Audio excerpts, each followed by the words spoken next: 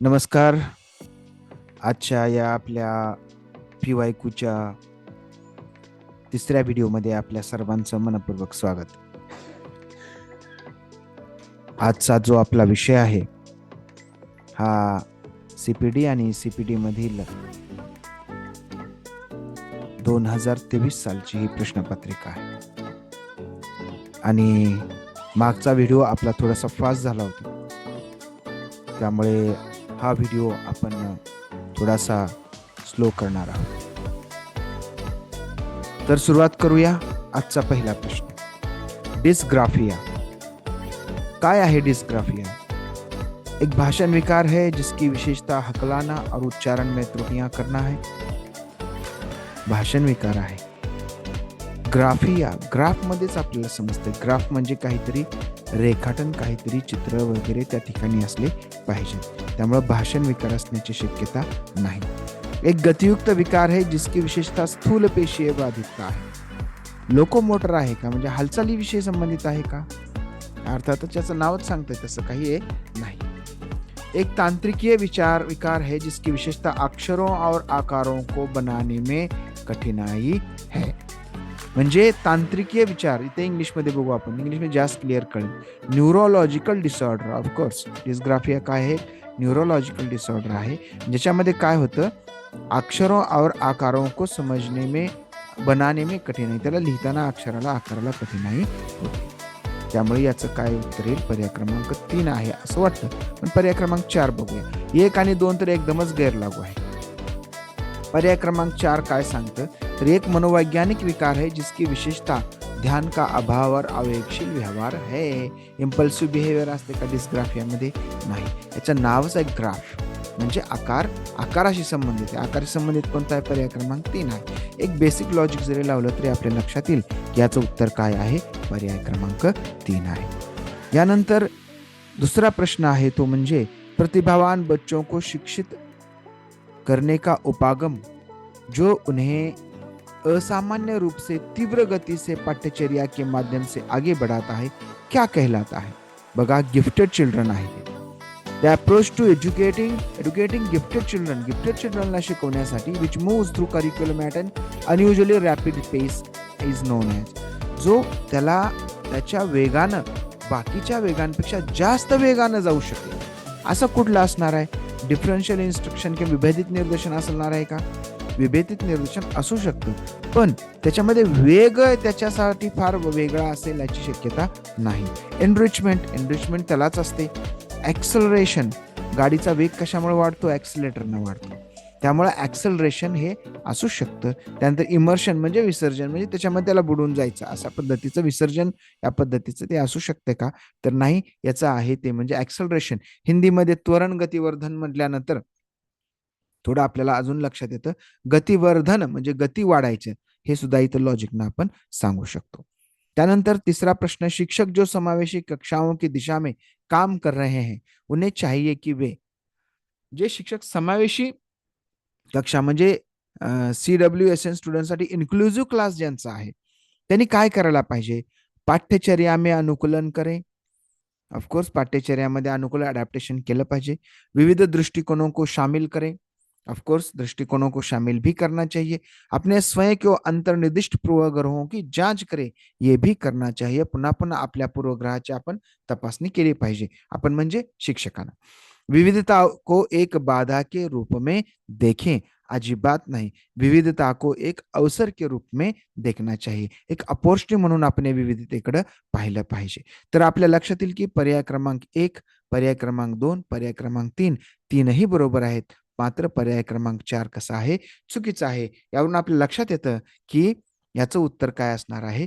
पर्याय क्रमांक 2 असणार आहे. 2 मध्ये 1, 2, 3 तीनही बरोबर आहेत असं सांगितलेलं आहे.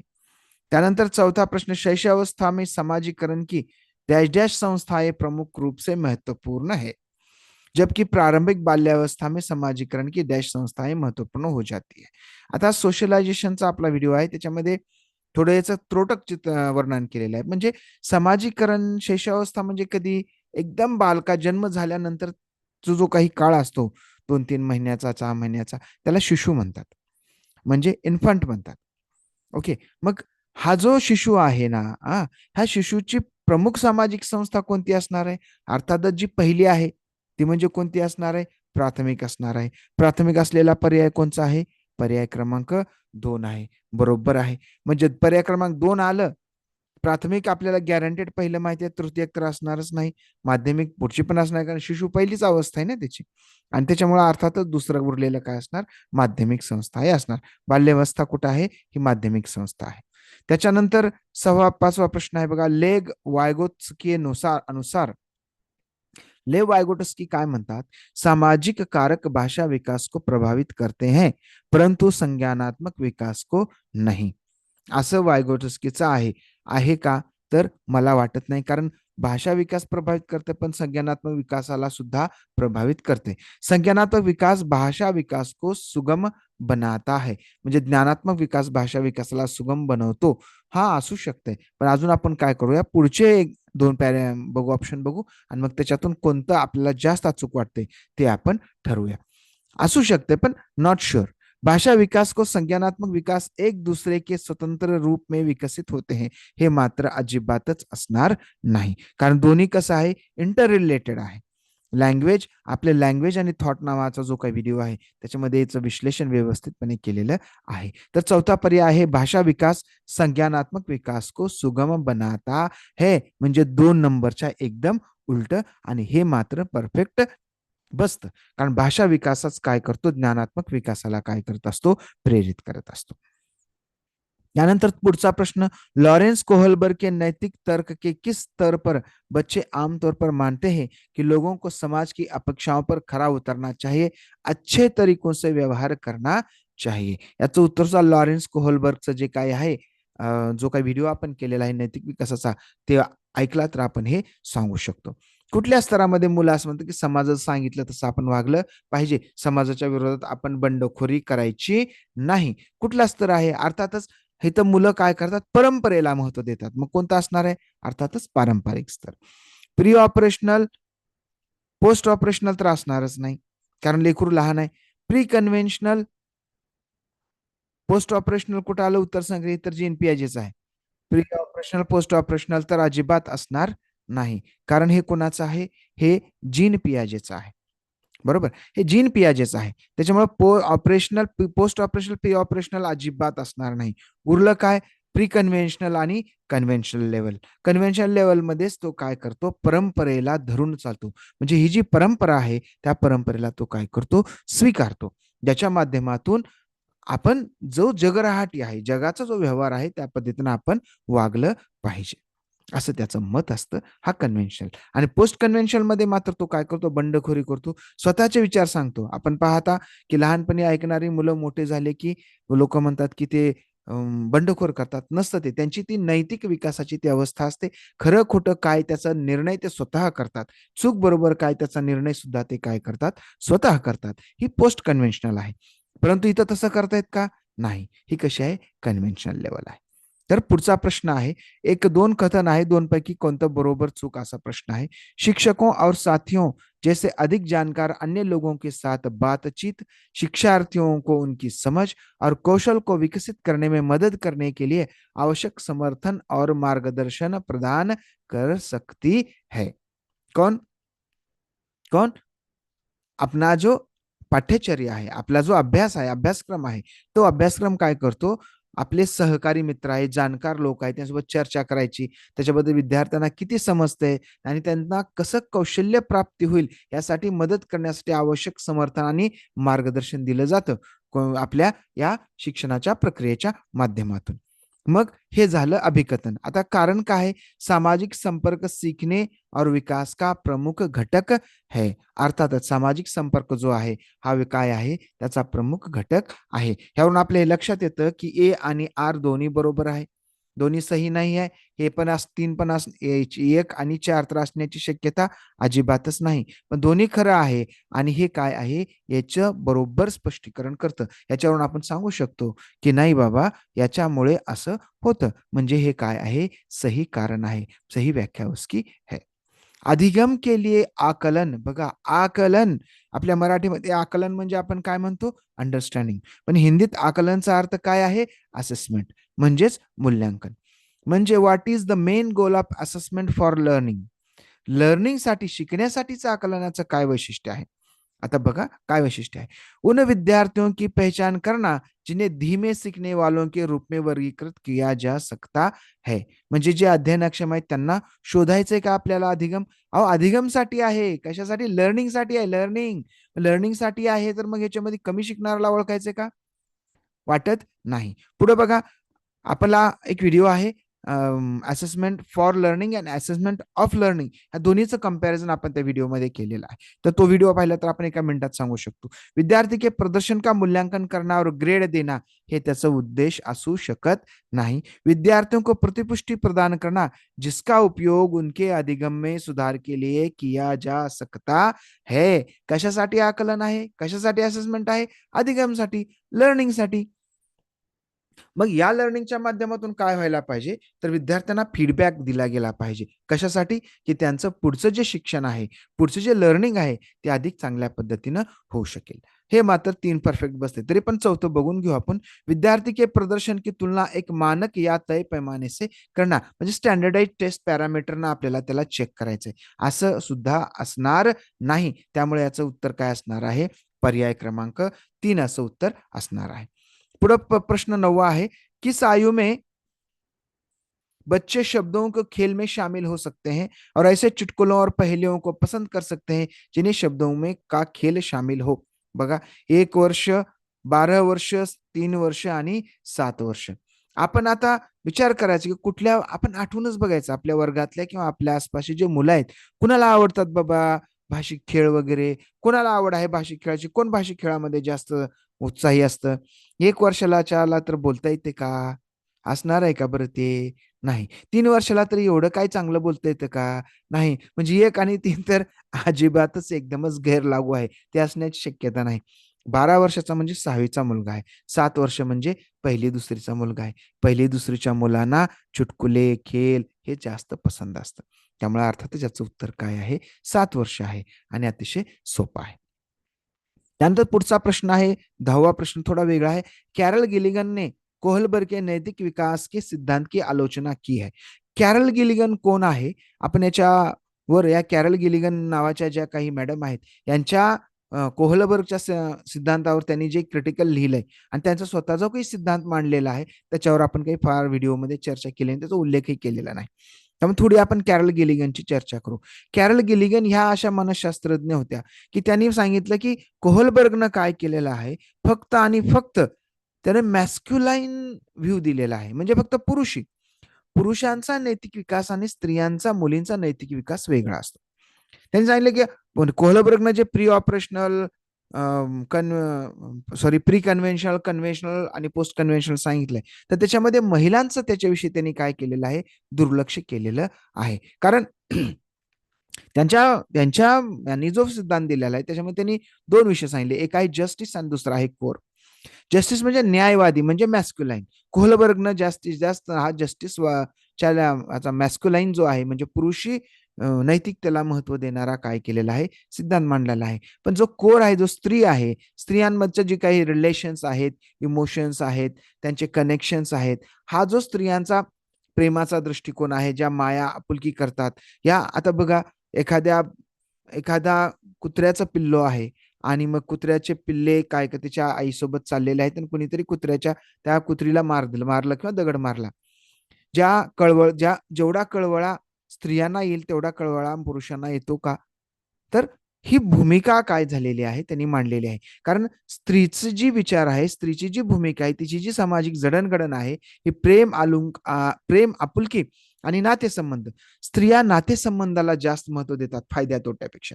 पुरुष जास्त प्रॅक्टिकल असतात काय, असंही त्यांचं मत होतं. त्यामुळे त्या स्त्रीवादी होत्या. लक्षात ठेवायचं, कॅरल गिलिगन ह्या महिला मानसशास्त्रज्ञ आणि त्या स्त्रीवादी होत्या. त्यामुळे त्यांनी कोहलबर्गच्या नैतिक विकासाच्या सिद्धांतावर टीका केली आहे. आता बघा, उत्तरामध्ये लक्षात येईल, सामाजिक संज्ञानात्मक दृष्टिकोन आहे का?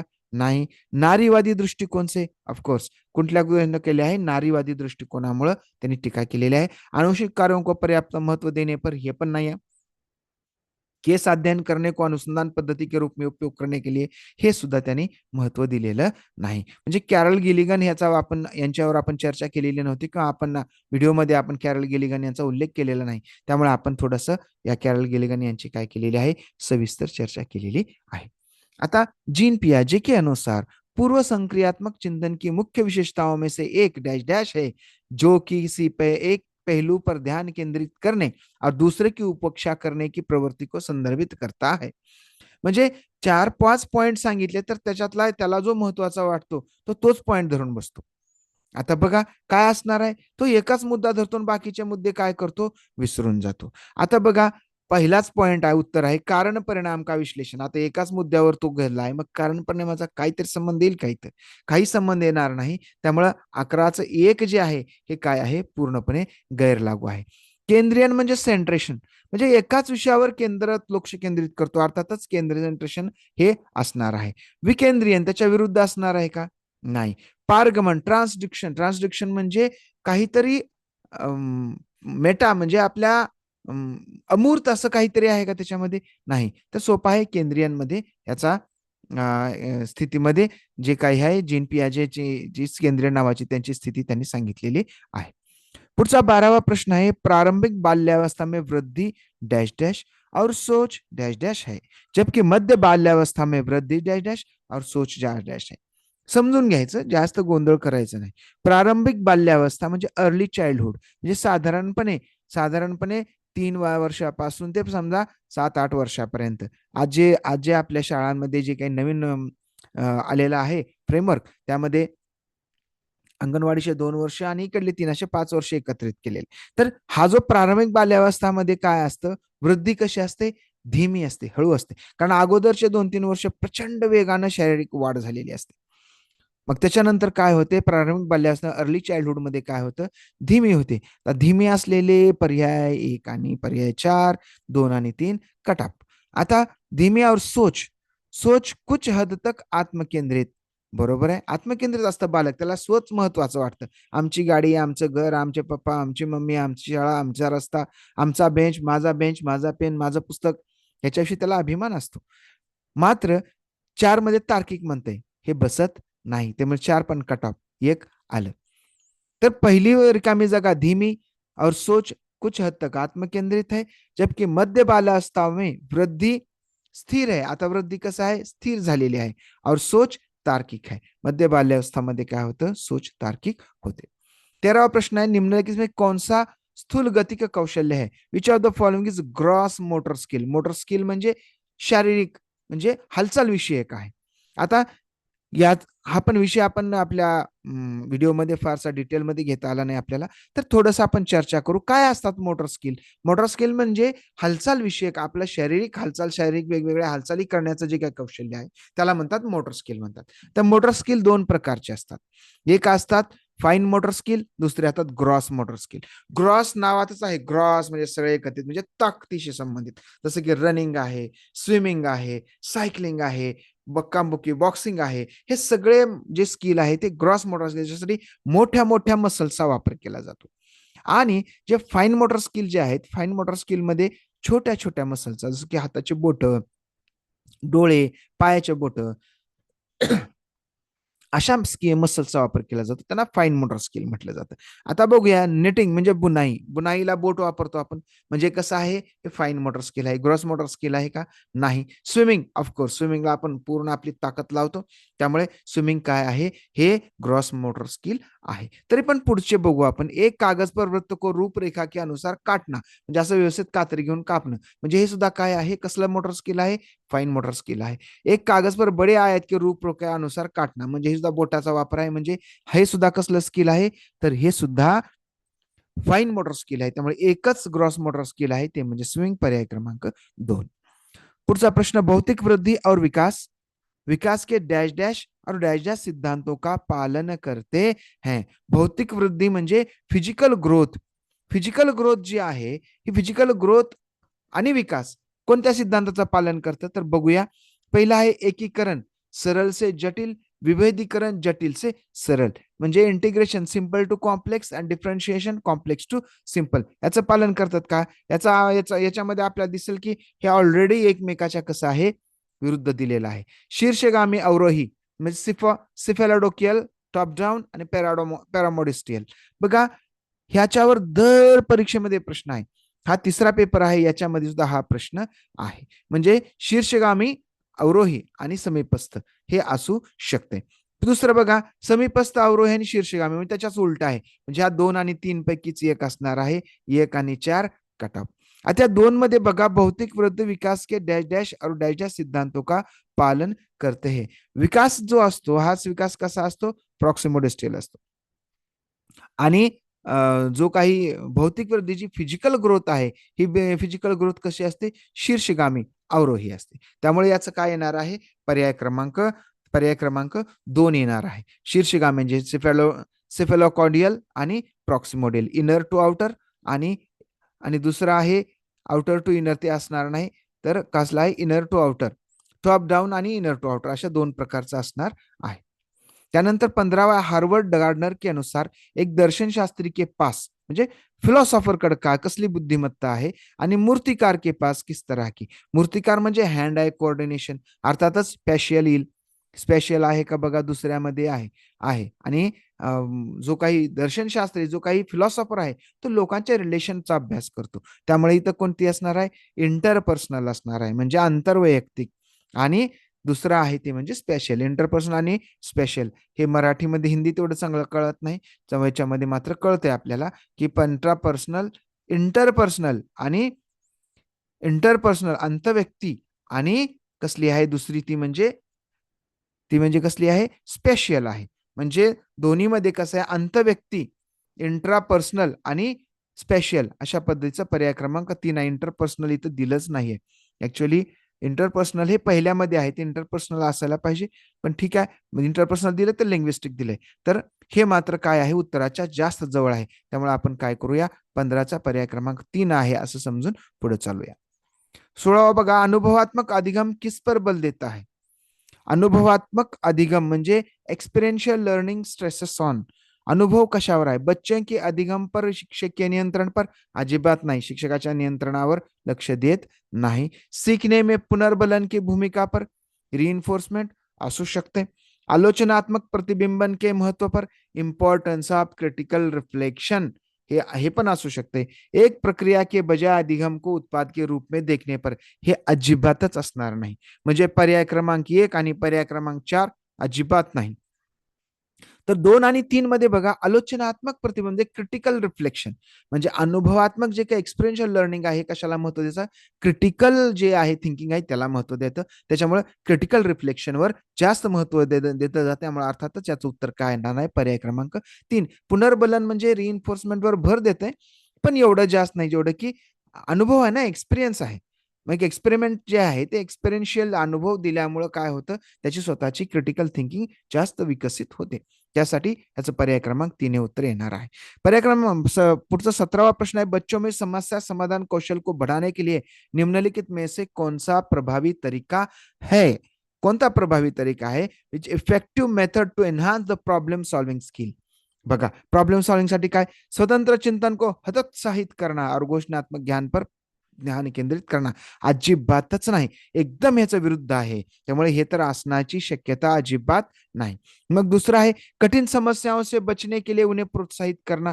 अरे अरे, मग कसं त्याचं समस्या समाधान करणं, उलट कठीण समस्याचं समाधान करायला त्याला प्रेरित केलं पाहिजे. त्यामुळे हे पण असणार नाही. 3, उन्हें समस्याओं का तैयार समाधान उपलब्ध कराना, अजिबात नाही, 3 हे असणार नाहीत, अजिबात त्याच्या आसपास सुद्धा नाही, ते यांचा कुठे जवळ सुद्धा संबंध नाही, हे तर यांचे विरोधक आहेत, हे समस्या समाधान कौशल्याचे, हे असणार नाहीत.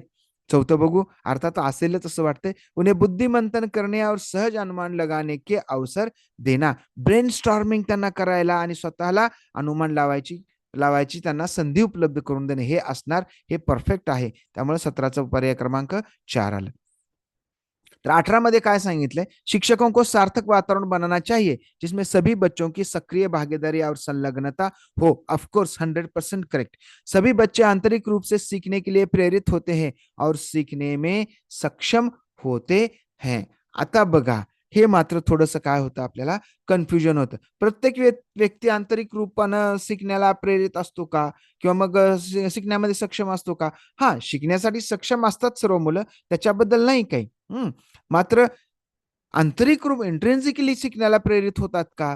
मग कोण प्रेरित करतं? शिक्षकों का सार्थक वातावरण, ज्याच्यामध्ये विद्यार्थ्यांना सहभागी करून घ्या. जेव्हा विद्यार्थ्यांना सहभागी करून घेतलं जाईल, तेव्हा अर्थातच काय होईल, मुलं शिकण्यासाठी प्रेरित होतील. आणि म्हणून ए आणि आर दोन्ही बरोबर आहे. थोडं कन्फ्युजन होतं आपल्याला, पण इथं काय वाटतं, हे करेक्ट आहे आणि आर काय आहे याची करेक्ट व्याख्या आहे.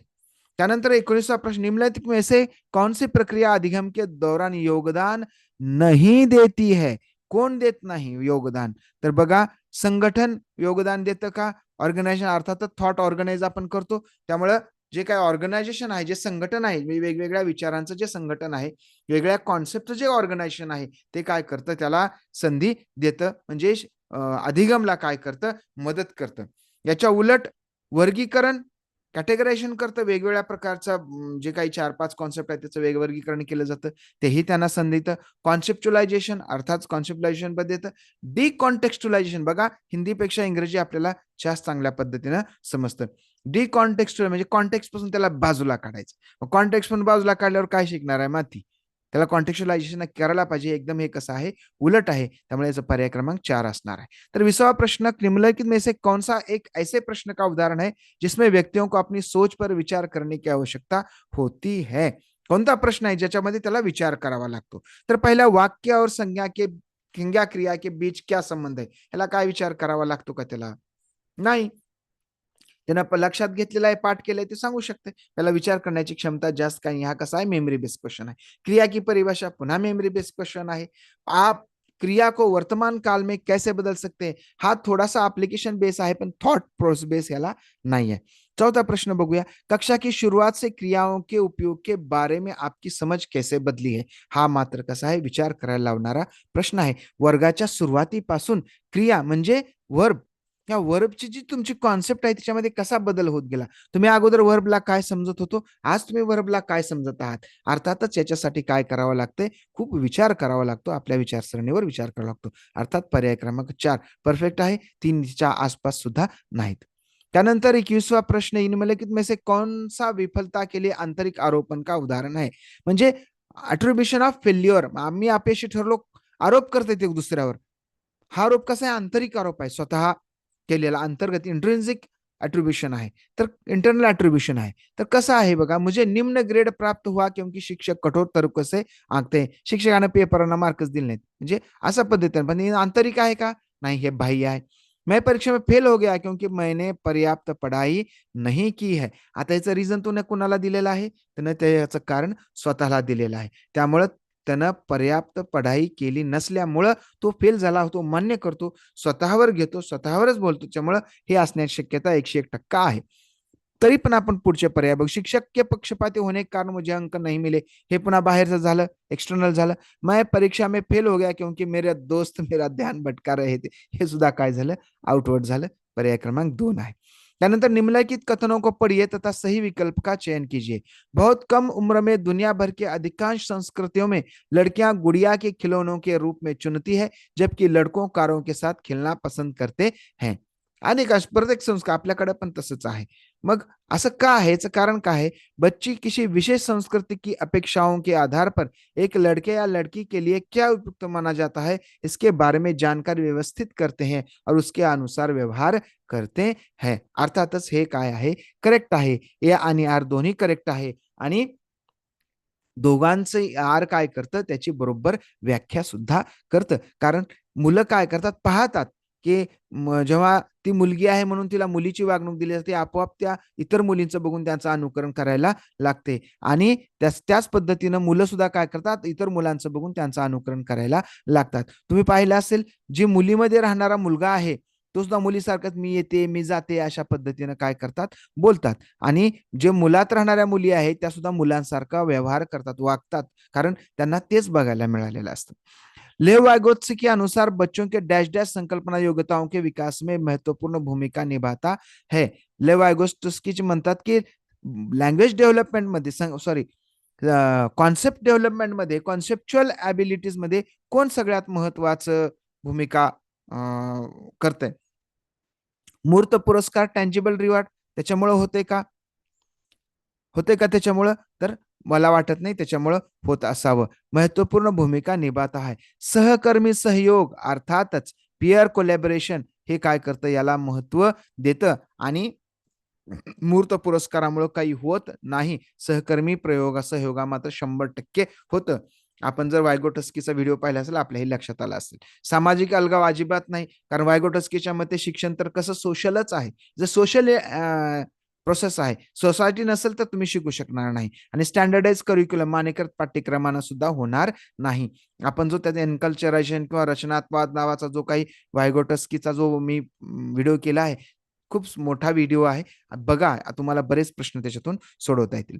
लेव वायगोटस्की के अनुसार आंतरिक वाक, बघा पुन्हा अजून इनर स्पीच प्रत्येक पेपर मध्ये आहे. आता तिसरा पेपर आहे. बच्चों के लिए काल्पनिक दोस्त के साथ संप्रेषण करने का तरीका है. बिल्कुल नाही, काल्पनिक दोस्त नाही तो. संज्ञानात्मक अपरिवर्तक अजिबात नाही, हे एक त्याचं लक्षण आहे. विकासात्मक देरी का संकेत अजिबात नाही. बच्चों के लिए अपनी सोच को नियंत्रित करने का तरीका है. स्वतःचा विचार त्या पद्धतीने तो नियंत्रित करतो. चला बाबा, काल आपल्याला उशीर झाला होता, मग आपल्याला छडी मिळाली, आज आपल्याला छडी खायची नाहीये, चला आपण लवकर जाऊ, अशा पद्धतीने तो काय करतो, स्वतःला नियंत्रित करतो. तो जर बोलला नाही तर त्याच्या इमोशन जे आहेत त्या इमोशन्स काय करतात, व्यवस्थित त्याचं उन्नयन होणार नाही.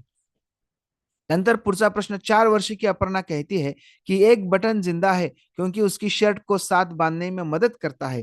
जीन पियाजे के अनुसार उसकी सोच की विशेषता कौन सी है. बटन जिंदा आहे, बटनाला तिनं काय म्हणते, जिवंतपणा म्हणते. म्हणजे अर्थातच काय असणार आहे, अॅनिमिस्टिक थिंकिंग असणार आहे. त्यामुळे बाकी काही असण्याची शक्यता अजिबात नाही. अॅनिमिझम आहे, त्याला अॅनिमल समजते का प्राणी समजते किंवा एक सजीव समजते तिच्या शर्टच्या बटनला, बरोबर आहे. हे अॅनिमिस्टिक थिंकिंग आहे. तर पुढचा प्रश्न 26, निम्नलिखित में से स्वलीनता वाले विद्यार्थियों की विशिष्ट विशेषता कौन सी है. मागच्या तीनही परीक्षांमध्ये हा प्रश्न आहे. ऑटिझम काय आहे, तर ऑटिझम काय कल्पना को तथ्य से अलग करने की श्रेष्ठ क्षमता अजिबात नाही. स्वलीनता हे ऑटिझम काय आहे, डिसऑर्डर आहे. म्हणजे डिसऑर्डर आहे, हा आजार आहे. श्रेष्ठ क्षमता कशी असेल, उन्नत सामाजिक और भावना परिपात्मा, हे पण असणार, 1 आणि 2 अजिबातच नाही. बार बार दोहराव और आवर्ती व्यवहार, कालच्या पेपरमध्ये सुद्धा हा प्रश्न होता. पुन्हा पुन्हा त्या गोष्टी काय करतात लेकर याच्यामध्ये रिपीट करतात. तर त्याच्यावरून आपल्याला लक्षात येईल. काल आपण ह्याची डिटेलमध्ये ADHD, डिस्लेक्सियाला आणि या सगळ्याची आपण चर्चा केलेली आहे. तर निम्नलिखित विद्यार्थियों के बीच समालोचनात्मक चिंतन को सुगम बनाने के लिए, समालोचनात्मक चिंतन म्हणजे क्रिटिकल थिंकिंग, त्याला सोपं करण्यासाठी शिक्षकों को उन्हें विविध परिस्थितियों, विभिन्न दृष्टिकोन से अवगत कराना चाहिए. वेगवेगळे दृष्टिकोनही असू शकतात, वेगवेगळे मतं असू शकतात, त्याबद्दल त्यांना अवगत केलं पाहिजे, असं अभिकथन आहे. कारण जब विद्यार्थी मतभेदों के बीच बातचीत में संलग्न होते हैं तो वे समालोचनात्मक और रचनात्मक रूप से सोचने की अपनी क्षमताओं को सीखते और समृद्ध करते हैं. अर्थातच हे कसं असे एकदम करेक्ट आहे. त्यामुळे ए आणि आर दोनों सही है और आर क्या है, उसकी सही व्याख्या करता है. पुढचा प्रश्न आहे 28वां. निम्नलिखित में से अधिगम का प्राथमिक लक्ष्य कौन सा होना चाहिए. काय कशासाठी शिकायचं आहे, तर तथ्यों को रटना म्हणजे पाठांतर, मेमोराइजेशन ऑफ फैक्ट्स अजिबात नाही. यंत्रवत याद करने के पूर्वाभ्यास में उत्कृष्ट करना म्हणजे नुसतं घोकंपट्टी करणं अजिबात नाही. समकक्षियों के साथ प्रतिस्पर्धा अजिबात नाही. हे तीनही याच्याशी अजिबात रिलेटेड नाहीत, उलट त्याच्या सगळे उलटच आहेत. आणि समालोचनात्मक चिंतन का विकास करना, ये क्या है, शिक्षा का प्राथमिक लक्ष्य है. त्याच्या स्वतःची लेकराची क्रिटिकल थिंकिंग काय झाली पाहिजे, विकसित झाली पाहिजे. आजच्या पेपरमध्ये आपण पाहिलं असेल आतापर्यंत 28 पैकी जवळपास एक 15 प्रश्न असे आहेत की त्यांचं उत्तर कन्फर्म आपल्याला केवळ वाचल्याबरोबर कळतं, कारण 3 कसे आहेत एकदम गैरलागू आहेत. त्यामुळे हा पेपर मला वाटतं जरा जास्तच सोपा निघालेला आहे. बच्चे सबसे प्रभावी ढंग से तब सीखते हैं यदि कोई अवधारणा, कधी मुलं चांगल्या पद्धतीने शिकतात, सामान्य से विशिष्ट की ओर बढ़ती है, जनरल टू स्पेसिफिक नाही, मूर्त से अमूर्त की ओर बढ़ती है, अमूर्त पासून मूर्त कडे कसं जाईल बरं, जटिल से सरल की ओर बढ़ती है, नाही हो, अमूर्त से मूर्त अजिबात नाही, जटिल से सरल पण अजिबात नाही, सामान्य से विशिष्ट असू शकते, तर्कसंगत से अनुभवजन्य की ओर बढ़ती है, हे पण असणार नाहीये, अनुभवजन्य पासून कुठे जावं लागेल, त्याला तर्कसंगत कडे जावं लागेल, त्यामुळे साहजिकच सामान्य से विशिष्ट की ओर क्या होता है, ये बढ़ता है।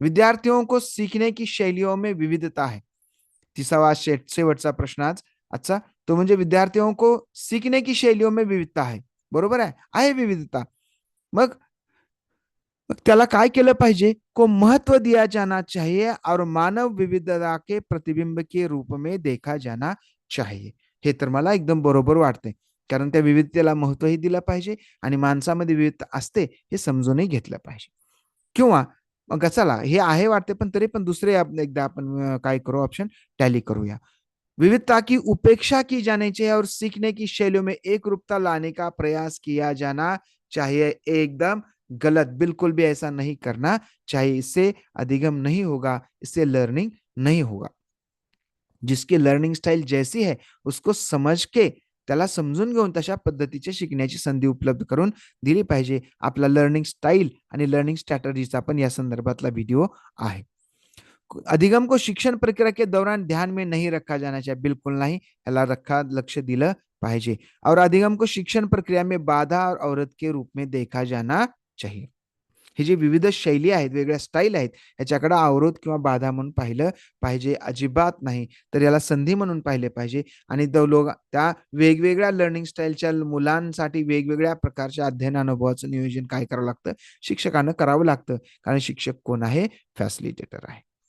तर आजचा व्हिडिओ या ठिकाणी थांबूया, आजचा पेपर मला मागच्या 2 पेपरपेक्षा थोडा जास्तच सोपा वाटला, कारण जे काही ऑप्शन आहे ते ऑप्शन कसं आहेत एकमेकापासून दूर आहेत, माझा आपल्याला आग्रह आहे, जे कोणी व्हिडिओ पाहतील आता ऑनलाईन किंवा व्हिडिओ पाहत आहेत त्यांना आग्रह आहे की आपण प्रश्नपत्रिका सोडवण्याच्या अगोदर हे जे 15, 16, 18 व्हिडिओ आहेत आपले, आता 20 व्हिडिओ झालेत, कालचा आजचा 21वा व्हिडिओ राहील, तर हे किमान पहिले 18 जे थेरॉटिकल व्हिडिओ आहेत ते आपण बघून घ्या, त्यासोबतच जे काही कंटेंट आहे तो कंटेंट बघून घ्या आणि मगच प्रश्नपत्रिका सोडवायला लागा, नाहीतर मग काय होईल, तुमच्या हाती निराशाच येईल, तुमच्या मनामध्ये नाराजीच राहील की अरे हे काय झालं, आम्हाला तर किती सोपं सोपं वाटत होतं, परंतु त्याची एक पद्धत असते, हातातून प्रश्नपत्रिका पडली चला मला येते म्हणून सोडवायला जाल आणि मग नाउमेद व्हाल, तर तुम्हाला टीईटी साठी पुन्हा शुभेच्छा देतो, भेटूया उद्या 8:15 तोपर्यंत गुड नाईट।